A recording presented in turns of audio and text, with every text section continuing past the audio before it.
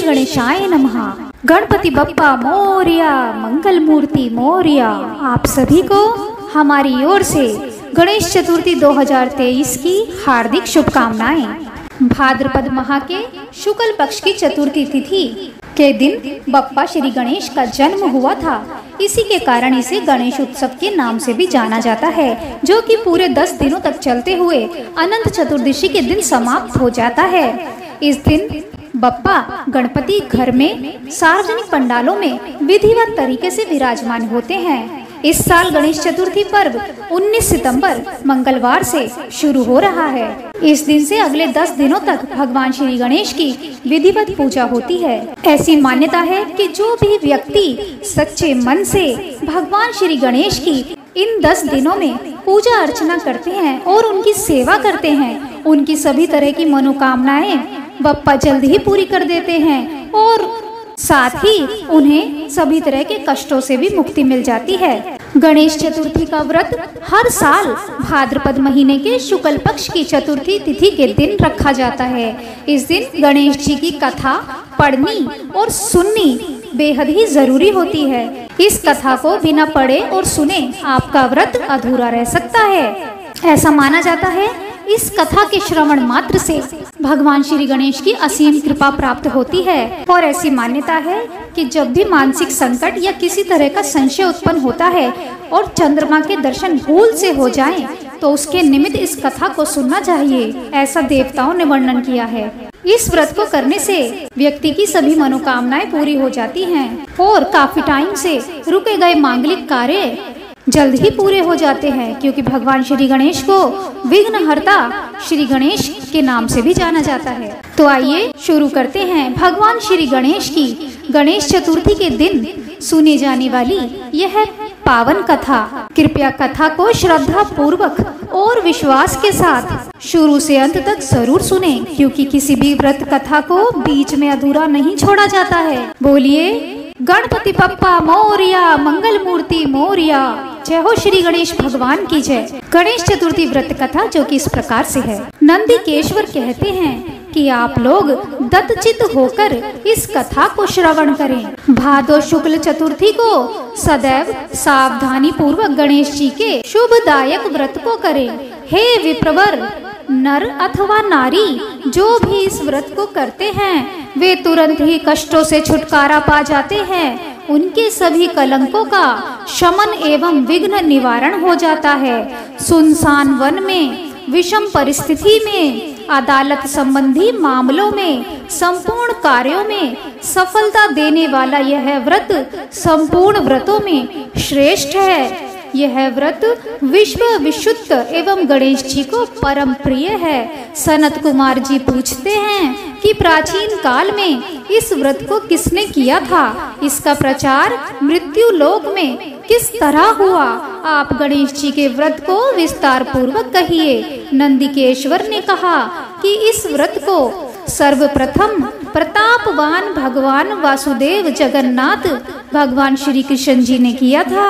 जब उन पर झूठा दोषारोपण हुआ तो उसके शमनार्थ नारद जी ने उनसे इस व्रत को करने के लिए कहा था। सनत कुमार जी ने आश्चर्यचकित होकर फिर से प्रश्न किया कि हे नंदिकेश्वर, भगवान श्री कृष्ण जी सर्वगुण संपन्न ऐश्वर्य युक्त भगवान हैं, सृष्टिकर्ता, पालन करता एवं संहारक हैं, अव्यय अप्रेम निर्गुण एवं सगुण हैं। ऐसे घटघटवासी भगवान श्री कृष्ण जी को मिथ्या कलंक किस प्रकार लग गया?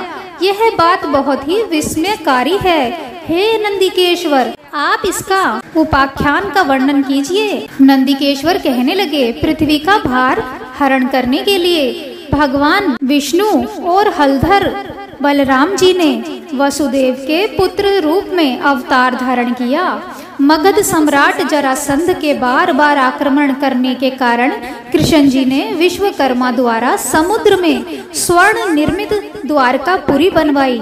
उस पुरी में 16,000 रानियों के लिए 16,000 सुंदर महलों को निर्मित कराया। उन रानियों के निवास के उपभोग के निमित्त पारिजात के वृक्ष का आरोपण कराया। इसके अतिरिक्त 56 करोड़ यादवों के लिए 56 करोड़ भवनों की व्यवस्था की और अन्य ब्राह्मण, क्षत्रिय, वैश्य एवं शूद्र आदि लोगों के निवास का भी प्रबंध करवाया, जहाँ जनता शांतिपूर्वक बसती थी। त्रैलोक्य में उपलब्ध होने वाली जितनी वस्तुएं थी सभी का वहाँ संग्रह किया गया था। उस द्वारकापुरी में उम्र नामक यादव के सत्राजित और प्रसेन नामक 2 पुत्र हुए। समुद्र तट पर स्थित भाव से सूर्य नारायण को प्रसन्न करने के लिए वीर्यवान सत्राजित तपस्या करने लगे। वे निराहार रहकर सूर्य की ओर टकटकी बांधकर आराधना करने लगे। भगवान सूर्य प्रसन्न होकर सत्राजित के समक्ष प्रकट हुए। सत्राजित भी अपने आराध्य के दर्शन से बहुत ही प्रसन्न हुए। सत्राजित स्तुति करने लगे कि हे तेज पुंज, हे स्वतः प्रकाशवान, हे काश्यपे, हे हरिद्वश्व, आपको मेरा बारंबार प्रणाम है। हे ग्रहराज, हे चंद्रमा को प्रकाशित करने वाले, हे वेद त्रय स्वरूप, हे संपूर्ण देवों के अधिपति, आपको मेरा नमस्कार है। हे देवराज, आप मेरे पर प्रसन्न हो। हे दिवाकर, आपकी कृपा दृष्टि मेरे ऊपर हो जाए। सत्राजित की ऐसी स्तुति से भगवान सूर्य ने सत्राजित से शांत, गंभीर एवं मधुर वाणी में कहा कि हम तुम्हारे ऊपर बहुत ही प्रसन्न हैं। तुम्हारी जो भी अभिलाषा हो वह हमसे मांग लो। हे महाभाग्यशाली सत्राजित, हम तुम्हारी आराधना से संतुष्ट हैं। अब तुम इस सुंदर रत्न को ले लो, यह देवों को भी अप्राप्य है। ऐसा कहकर प्रसन्न मन से भगवान ने अपने कंठ से मणि उतार कर उसे दे दी। भगवान सूर्य ने उससे कहा कि यह प्रतिदिन 8 भार अर्थात 24 मन सोना प्रदान करती है, इसलिए मणि धारण करने के समय पवित्र रहना चाहिए। हे सत्राजित, अशोचावस्था में धारण करने से धारक का मरण हो जाता है। इतना कहकर तेजवान भगवान सूर्य वहां से अंतर्ध्यान हो गए। उस मणि को धारण करके सत्राजित ऐसे सुशोभित हुए मानो वह सूर्य नारायण ही हैं। हे राजन, उनके द्वारकापुरी में प्रवेश करने पर उस तेज के कारण किसी को मालूम ना हुआ कि कौन आ रहा है। उस कांतिमान मणि को कंठ में धारण किए हुए वह कृष्ण जी की द्वारका में तुरंत ही चले आए। उस मणि की चमक से देखने वालों ने समझा कि साक्षात सूर्य भगवान ही आए हैं। जब लोगों ने समीप आकर स्पष्ट रूप से देखा तो उनकी समझ में आया कि यह सूर्य नहीं है, ये तो सत्राजित हैं, जो कंठ में मणि धारण करने के कारण सुशोभित हो रहे हैं। सत्राजित के कंठ में से मंतक मणि को देखकर भगवान कृष्ण जी का मन लालायित हो उठा, परंतु उन्होंने उसे लेने की चेष्टा नहीं की। इधर सत्राजित के मन में संदेह उत्पन्न हो गया कि कहीं कृष्ण जी मुझसे यह मणि मांग ना लें। इस भय से उसने उस मणि को अपने भाई प्रसेनजीत को दे दिया, साथ ही उसे पवित्र रहकर पहनने के लिए सावधान भी कर दिया। एक समय की बात है कि प्रसेनजीत उस मणि को पहने हुए ही कृष्ण जी के साथ वन में आखेट के लिए गए। अशुचिता के कारण अश्वरूढ़ प्रसेनजीत को एक शेर ने मार डाला। उस सिंह को रत्न लेकर जाते देखकर जाम्बवान ने मार डाला। जाम्बवान ने उस मणि को गुफा में लाकर अपने बेटे को दे दिया। इधर श्री कृष्ण जी ने अपने सहयोगी शिकारियों के साथ द्वारिका में लौट आए। समस्त द्वारका वासियों ने अकेले कृष्ण जी को आया देखकर ऐसा अनुमान लगाया कि मणि के लोभ में कृष्ण जी ने प्रसेनजीत की हत्या कर डाली है। ऐसा कौन सा अधर्म है जो लोभी के लिए करणीय ना हो। लोभी तो अपने गुरुजनों का भी वध कर डालता है। इसी प्रकार की चर्चा सब लोग करने लगे। झूठे दोषारोपण से कृष्ण जी के मन में बहुत ही दुख हुआ और वे किसी से बिना कुछ कहे सुने लोगों को साथ लेकर नगर से बाहर चले गए। वन में जाकर कृष्ण जी ने देखा कि एक स्थान पर प्रसेनजीत सिंह द्वारा मृत होकर पड़े हैं। सवारी के साथ प्रसेनजीत के पद चिन्हों के सहारे वहां गए जहां ऋक्ष ने सिंह को मारा था। रक्त बिंदु के आधार पर श्री कृष्ण जी उसकी गुफा में घुस गए। ऋक्षराज की गुफा बहुत ही भयंकर थी और उसमें गहन अंधेरा था, इसलिए प्रजाजनों को गुफा द्वार पर छोड़कर भगवान कृष्ण जी अकेले ही उसमें प्रविष्ट हो गए। अपने तेज से अंधकार निवारण करते हुए भगवान उस गुफा में 400 कोस तक चले गए। वहां पहुंचने पर उन्होंने रमणीक स्थान एवं महल को देखा। वहां पर जाम्बवान का पुत्र सुंदर पालने में झूल रहा था और पालने में मणि रत्न लटक रहे थे। बालक के उस खिलौना स्वरूप मणि को लेने के लिए भगवान कृष्ण जी उसके निकट खड़े हो गए। रूप लावण्य से पूर्ण कमल नयनी किशोरी उस पालने को झुला रही थी। वह मंद मुस्कान भी बिखेर रही थी। ऐसी नव युवती बाला को देखकर कृष्ण जी विस्मित हो गए।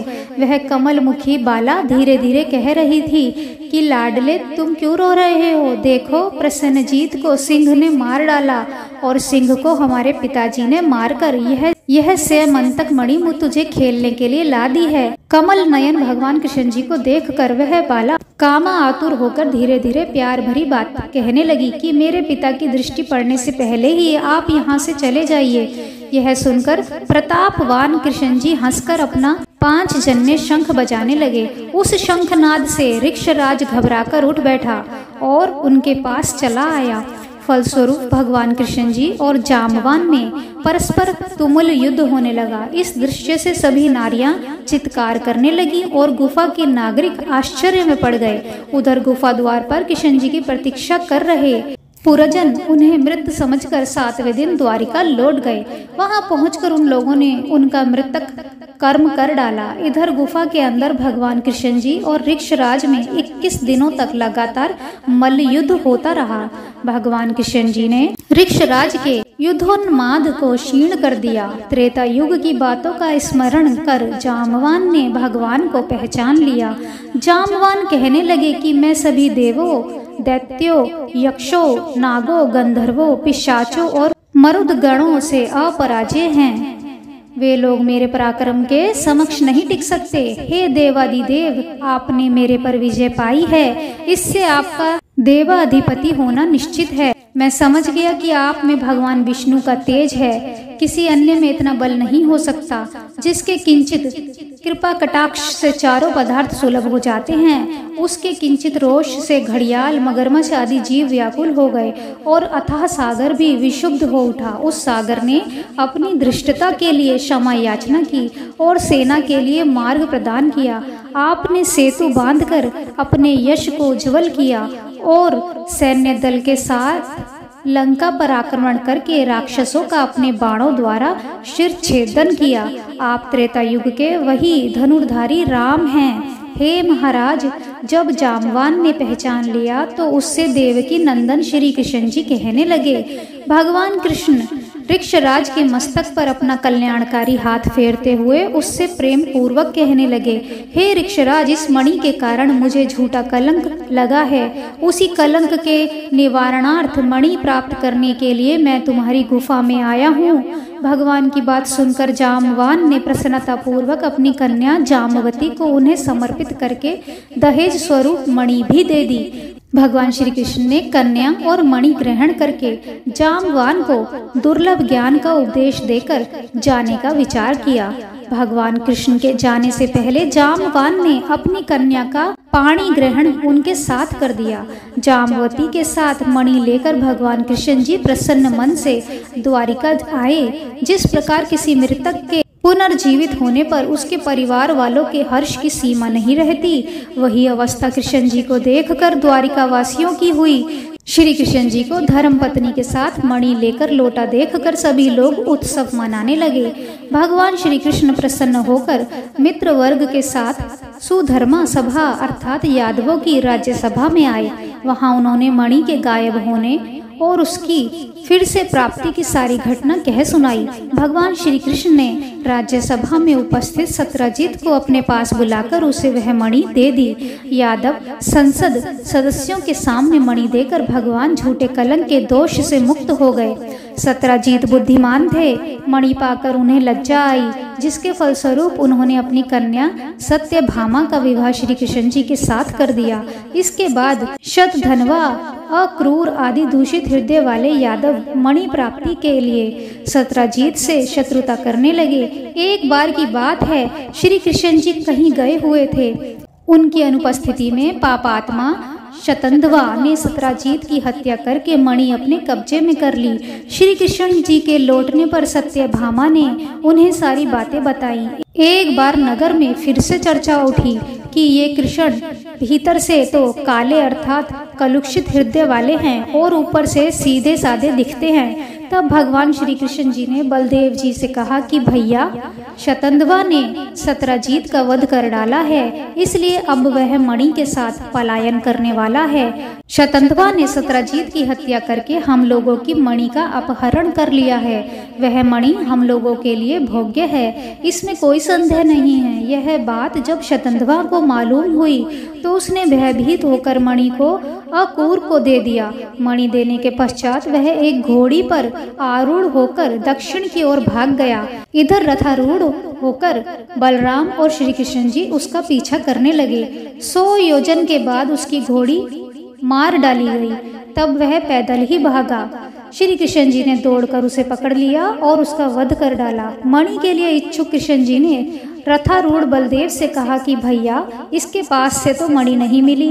कृष्ण जी की बात से बलराम जी ने रुष्ट होकर कहा, कृष्ण, तुमने सदैव से कपट का व्यवहार किया है। तुमसे बढ़कर लोलुप और पापी कोई अन्य व्यक्ति नहीं होगा। जब तुम धन के लोभ में पड़कर अपने सगे संबंधियों की हत्या करने में भी नहीं चूकते तो ऐसा कौन भाई बंधु होगा जो तुम्हारा साथ दे। तदनंतर बलराम जी की तुष्टि के लिए श्री कृष्ण जी ने शपथ के द्वारा उन्हें प्रसन्न करने का प्रयास किया। ऐसे मिथ्या अपवाद के कलेश को सहन करना धिक्कार है। ऐसा कहकर बलदेव जी विदर्भ देश की ओर चले गए और कृष्ण जी रथ में सवार होकर द्वारिकापुरी में वापस लौट आए। कृष्ण जी के लौटने पर द्वारिकावासी फिर से चर्चा करने लगे कि कृष्ण जी ने अपने बड़े भाई बलराम जी को द्वारिका से बाहर निकालकर अच्छा काम नहीं किया। मणि के लोभ में उन्हें ऐसा करना उचित नहीं था। इस लोक अपवाद से श्री कृष्ण जी के मन में बहुत ही खेद हुआ और उनका चेहरा मुरझा गया। इधर अक्रूर भी तीर्थाटन के लिए द्वारका से निकल पड़े। उन्होंने काशीपुरी में आकर यज्ञपति भगवान के लिए विष्णु योग किया। अक्रूर ने उस मणि द्वारा दैनिक स्वर्ण प्राप्ति के द्वारा सभी लोगों को दक्षिणा देकर संतुष्ट किया। नगर में विभिन्न देवों के मंदिरों का निर्माण कराया। सूर्य द्वारा प्रदत्त उस मणि को सदैव अक्रूर पवित्रता के साथ धारण करते थे। फलस्वरूप वे जहाँ भी रहते वहाँ ना तो कभी अकाल ही पड़ता था और ना व्याधि जनित किसी रोग का ही प्रकोप होता था। भगवान श्री कृष्ण जी सर्वज्ञ थे। वे सभी बातों को जानते थे। मनुष्य देहधारी होने के कारण लोकाचार के लिए मायाविष्टता में अपनी अज्ञानता प्रकट करते हैं। देखो तो मणि के कारण भाई बलराम जी से विरोध हुआ। बार बार तरह तरह के अभियोग लगते रहे, इसलिए इतना कलंक कहाँ तक सहा जाए। कृष्ण जी की इस चिंता आतुर अवस्था में ही वहां नारद जी आ पहुंचे। भगवान द्वारा अभ्यर्थित होकर आसन पर सुख पूर्वक बैठकर मुनि कहने लगे। नारद जी ने कहा कि हे भगवान, आप खिन्न क्यों दिखाई पड़ रहे हैं? आप किस चिंता में पड़े हुए हैं? हे केशव, आप संपूर्ण वृतांत मुझसे कहें। श्री कृष्ण जी ने कहा कि हे देवर्षि नारद, मुझे बार बार अकारण कलंक लग रहा है। इस कारण मुझे अत्यंत पश्चाताप है। मैं आपकी शरण में हूँ, आप मुझे चिंता रहित कीजिए। नारद जी ने कहा कि हे देव, आप पर लगने वाले कलंक का कारण मैं जानता हूँ। आपने भादो सुदी चतुर्थी को चंद्र दर्शन किया है, इसलिए आपको बार बार कलंकित होना पड़ रहा है।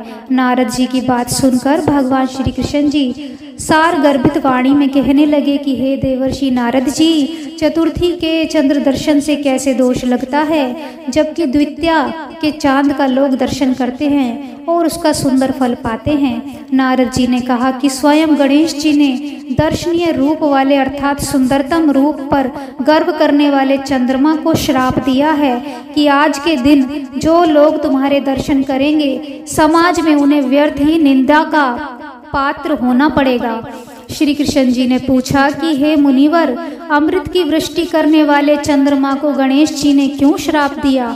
आप सर्वोत्तम उपाख्यान का विस्तृत वर्णन कीजिए। नारद जी ने उत्तर दिया कि प्राचीन काल में ब्रह्मा, विष्णु और शिव ने मिलकर गणेश जी को अष्ट सिद्धि तथा नवनिधि को पत्नी स्वरूप में प्रदान किया। तदनंतर शास्त्रोक्त विधि से गणेश जी की पूजा करके उन्हें संपूर्ण देवों में अग्रणी बनाकर प्रजापति ब्रह्मा जी उनकी स्तुति करने लगे।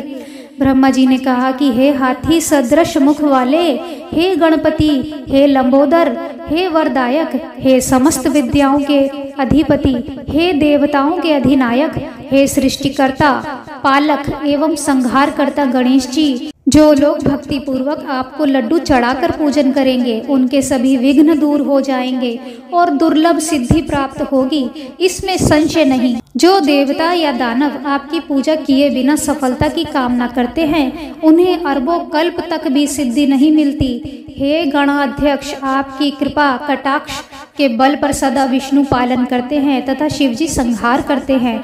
ऐसी स्थिति में मेरी सामर्थ्य नहीं है जो मैं आपकी स्तुति कर सकूं। ब्रह्मा जी के मुख से ऐसी स्तुति सुनकर गणेश जी ने विश्व के अधिपति ब्रह्मा जी से प्रेम पूर्वक कहा। गणेश जी ने कहा, हे जगत के रचयिता ब्रह्मा जी, मैं आपकी भक्ति पूर्वक निश्चल स्तुति से अत्यंत प्रसन्न हूँ। आपकी जो इच्छा हो मुझसे वर के रूप में मांग लीजिए, मैं उसे पूर्ण करूंगा। ब्रह्मा जी ने कहा कि हे प्रभु, सृष्टि के रचना काल में मुझे किसी प्रकार की बाधा ना हो। यह सुनकर गणेश जी ने प्रसन्न मन से मुस्कुराते हुए कहा, ऐसा ही होगा, अर्थात आपका कार्य निर्विघ्न रूप से चलता रहेगा। ब्रह्मा जी अभिष्ट वरदान पाकर अपने लोक को चले गए। इधर स्वेच्छा से भ्रमण करने वाले गणेश जी ने सत्य लोक से चलकर अपना अद्वितीय स्वरूप धारण किया। आकाश मार्ग से चंद्रलोक में जा पहुँचे। रूपशाली चंद्रमा ने गणेश जी के ऐसे हास्य योग स्वरूप को देखा जिसमें उनकी लंबी सूंड, सूप के समान कान, लंबे दांत, भारी भरकम तोंदीला पेट और चूहे के वाहन पर आसीन है। ऐसे विस्मयकारी रूप को देखने से रूप गर्वित चंद्रमा को हंसी आ गई। चंद्रमा के हंसने से गणेश जी कुपित हो गए। उनकी आंखें क्रोध से लाल हो गईं। उन्होंने चंद्रमा को श्राप दिया कि तुम दर्शनीय एवं सुंदर रूप वाले मुझको देखकर हंस रहे हो। गणेश जी ने कहा कि चंद्रमा, तुम मद दर्पित हो रहे हो, इसका फल तुम्हें बहुत जल्द भोगना होगा। आज से शुक्ल चतुर्थी के दिन कोई भी व्यक्ति तुम्हारे पापी मुंह को नहीं देखेगा। जो व्यक्ति भूल से भी तुम्हारे मुख को देख लेगा उसे अवश्य कलंकित होना पड़ेगा। नारद जी कहते हैं कि हे कृष्ण जी, ऐसा भीषण श्राप सुनकर विश्व में हाहाकार मच गया और चंद्रमा का मुख मलिन हो गया तथा वे जल में प्रविष्ट हो गए। उसी दिन से चंद्रमा अपना स्थान जल में बनाकर रहने लगे। इधर देवता, ऋषि और गंधर्वों को बड़ी निराशा हुई और वे सब दुखी होकर देवराज इंद्र के नेतृत्व में पितामह ब्रह्मा जी के लोक में गए। ब्रह्मा जी का दर्शन करने के बाद उन लोगों ने चंद्रमा के वृत्तांत का वर्णन कर दिया कि आज गणेश जी ने चंद्रमा को श्राप दे दिया है। तब ब्रह्मा जी ने सोचकर उन देवताओं से कहा कि हे देवताओं, गणेश जी के श्राप को कोई काट नहीं सकता है, ना तो मैं ही काट सकता हूँ और ना ही विष्णु, इंद्र आदि देवता ही। ऐसा निश्चय जानिए। इसलिए हे देवो, आप उन्हीं की शरण में जाएं, वे ही चंद्रमा को शाप मुक्त कर सकते हैं। देवताओं ने पूछा कि हे पितामह, हे अतीव बुद्धिशाली, हे प्रभु, किस उपाय से गजानन प्रसन्न होकर वर देंगे? आप उसी उपाय को बतलाइए। ब्रह्मा जी ने कहा कि गणेश जी का पूजन विशेषतया कृष्ण चतुर्थी को रात्रि में यत्न पूर्वक करना चाहिए। शुद्ध घी में उन्हें मालपुआ, लड्डू आदि बनाकर भोग लगाना चाहिए। स्वयं भी इच्छा पूर्वक मिष्ठान, हलवा, पूरी, खीर आदि का भोग लगाकर प्रसाद ग्रहण करना चाहिए। ब्राह्मणों को दान स्वरूप गणेश जी की स्वर्ण प्रतिमा देनी चाहिए। शक्ति के अनुसार दक्षिणा दें। धन रहते हुए कृपणता नहीं करनी चाहिए। पूजन व्रत आदि की विधि जानकर सभी देवताओं ने देवगुरु बृहस्पति को भेजा और उन्होंने चंद्रमा के पास जाकर ब्रह्मा जी की बताई हुई विधि सुनाई। चंद्रमा ने ब्रह्मा जी की बताई हुई विधि के द्वारा गणेश जी का व्रत एवं पूजन किया, जिसके फलस्वरूप प्रसन्न होकर भगवान श्री गणेश जी प्रसन्न हो गए। अपने सम्मुख गणेश जी को क्रीड़ा करते हुए देखकर चंद्रदेव उनकी स्तुति करने लगे। चंद्रमा ने कहा, हे विभो, आप समस्त कारणों में आदि कारण, आप सर्वज्ञ एवं सबके जानने योग्य हैं। आप मुझ पर प्रसन्न हो जाइए। हे देवाधिपति, हे जगन निवास, हे लंबोदर, हे वक्रतुंड, हे गणेश जी, हे ब्रह्मा विष्णु से पूजित, मैंने गर्व के कारण आपका उपहास किया था, उसके लिए मैं आपसे क्षमा प्रार्थी हूँ। आप मुझ पर प्रसन्न हो जाइए। हे गणेश जी, जो आपकी पूजा न करके अर्थ सिद्धि की इच्छा रखते हैं वे वास्तव में मूर्ख और संसार में अभागे हैं। मुझे अब आपके संपूर्ण प्रभाव का ज्ञान हो गया है। जो पापात्मा आपकी पूजा से विमुख रहते हैं उन्हें नरक में भी स्थान नहीं मिलता। चंद्रमा द्वारा ऐसी स्तुति सुनकर गणेश जी हंसते हुए मेघ के समान गुरु गर्जना में बोले, गणेश जी ने कहा कि हे चंद्रमा, मैं तुम्हारे ऊपर प्रसन्न हूँ, तुम्हारी जो इच्छा हो वह तुम मुझसे वरदान के रूप में मांग लो, मैं तुम्हें देने के लिए तैयार हूँ। चंद्रमा ने कहा कि मेरा दर्शन सभी लोग पुनः पूर्ववत करने लगे। चंद्रमा ने कहा, हे गणेश्वर, आपकी कृपा से मेरे पाप शाप दूर हो जाएं। यह सुनकर गणेश जी ने कहा कि हे चंद्र, मैं तुम्हें इसके बदले दूसरा वरदान दे सकता हूँ, किंतु यह नहीं दे सकता। विघ्नेश्वर गणेश जी के ऐसे वचन को सुनकर ब्रह्मा आदि देवगण अत्यंत भयभीत होकर भक्त वत्सल गणेश जी की प्रार्थना करने लगे। देवता लोग निवेदन करने लगे कि हे देवादिदेव, आप चंद्रमा को श्राप मुक्त कर दे, यही वरदान हम सभी आपसे चाहते हैं। आप ब्रह्मा जी के बड़प्पन का विचार करके चंद्रमा को शाप मुक्त कर दें। देवताओं की बात सुनकर गणेश जी ने बड़े ही आदर के साथ कहा कि आप लोग मेरे भक्त हैं, इसलिए मैं आप लोगों को अभिष्ट वर प्रदान करता हूँ। गणेश जी ने कहा कि जो लोग भादो सुदी चौथ को चंद्रमा का दर्शन करेंगे उन्हें मिथ्या कलंक तो अवश्य ही लगेगा, इसमें कोई भी संदेह नहीं है, किंतु महीने के आरंभ में शुक्ल द्वितीया के दिन जो व्यक्ति हर महीने में निरंतर तुम्हारा दर्शन करते रहेंगे उन्हें भादो सुदी चौथ के दर्शन का दुष्परिणाम नहीं भोगना होगा। नारद जी कहते हैं कि हे कृष्ण, तभी से द्वितीया के दिन सब लोग आदर पूर्वक चंद्र दर्शन करने लगे। स्वयं गणेश जी ने द्वितीया के चंद्र दर्शन की महत्ता का वर्णन किया है, किंतु दूज के चंद्रमा का दर्शन करने वाले जो पापात्मा भाद्र शुक्ल चतुर्थी को तुम्हारा दर्शन करेंगे उन्हें 1 वर्ष के भीतर ही मिथ्या कलंक का भागी होना पड़ेगा। इसके पश्चात चंद्रमा ने गणेश जी से फिर से पूछा कि यदि ऐसी घटना घटित हो जाए तो हे देवाधिपति, आप किस उपाय से प्रसन्न होंगे, यह बताने की कृपा कीजिए। श्री गणेश जी ने कहा, कृष्ण पक्ष की प्रत्येक चतुर्थी को जो लोग लड्डू का भोग लगाकर मेरा पूजन करेंगे और विधि पूर्वक रोहिणी के साथ तुम्हारी पूजा करेंगे, जो लोग मेरी स्वर्ण प्रतिमा का पूजन करके कथा श्रवण करेंगे एवं ब्राह्मणों को भोजन कराकर उन्हें दान देंगे, तो मैं सदैव उनके कष्टों का निवारण करता रहूंगा। यदि स्वर्ण प्रतिमा निर्मित कराने की क्षमता ना हो तो मिट्टी की प्रतिमा का विविध सुगंधित फूलों से मेरी पूजा करें, फिर प्रसन्न मन से ब्राह्मण को भोजन कराकर विधि पूर्वक पूजन के बाद कथा सुनकर वर्णित द्वारा ब्राह्मण को समर्पण करेंगे कि हे देवादिदेव गणेश जी, आप हमारे इस दान से प्रसन्न हो जाइए और सदैव सभी समय हे देव, आप हमारे कार्यों को निर्विघ्न पूरा करा दें। आप सम्मान, उन्नति, धन धान्य, पुत्र पौत्र आदि देते रहें। हमारे वंश में विद्वान, गुणी और आपके भक्त पुत्र उत्पन्न होते रहें। तदनंतर ब्राह्मण को यथाशक्ति दान की दक्षिणा दें। नमकीन पदार्थों से विरहित होकर लड्डू, मालपुआ, खीर आदि मीठे पदार्थों का ब्राह्मण को भोजन कराकर स्वयं इच्छा अनुसार भोजन करें तथा इस प्रकार व्रत रहकर पूजन करें, तो मैं सदा विजय, कार्य में सिद्धि, धन धान्य, विपुल संतति देता रहूंगा। इस प्रकार कहकर सिद्धि विनायक गणेश जी अंतर्ध्यान हो गए। नारद जी ने कहा कि हे कृष्ण जी, आप भी इस व्रत को कीजिए, आपका कलंक छूट जाएगा। तब नारद जी के आदेश अनुसार भगवान श्री कृष्ण जी ने अनुष्ठान किया। इस प्रकार से करने से श्री कृष्ण जी कलंक से हो गए मुक्त। नारद जी से कहते हैं कि जो कोई आपके स्वयं मंतक मणि के उपाख्यान को सुनेंगे, चंद्रमा के चरित्र का कथानक सुनेंगे, उन्हें भाद्र शुक्ल चतुर्थी के चंद्र दर्शन का दोष नहीं लगेगा। जब भी मानसिक संकट या किसी तरह का संशय उत्पन्न हो, चंद्रमा का दर्शन भूल से हो जाए तो उसके निमित्त इस कथा को सुनना चाहिए। ऐसा देवताओं ने वर्णन किया है कि कृष्ण जी ने गणेश जी की आराधना करके व्रत और पूजन से उन्हें प्रसन्न किया। इसलिए मनुष्यों को चाहिए कि इस कलेशापहारक कथा को अवश्य ही सुने। नर अथवा नारी पर किसी प्रकार का संकट आने पर इस व्रत के करने से उनके सभी मनोरथ सिद्ध हो जाते हैं। विघ्न विनाशक गणेश जी की प्रसन्नता से मनुष्य को संसार में सभी पदार्थ सुलभ हो जाते। बोलिए जय हो श्री गणेश भगवान की जय, जय हो भोले बाबा की जय, हो माता पार्वती जी की जय, जय हो श्री गणेश भगवान जी की जय, जय हो कार्तिकेय जी की जय।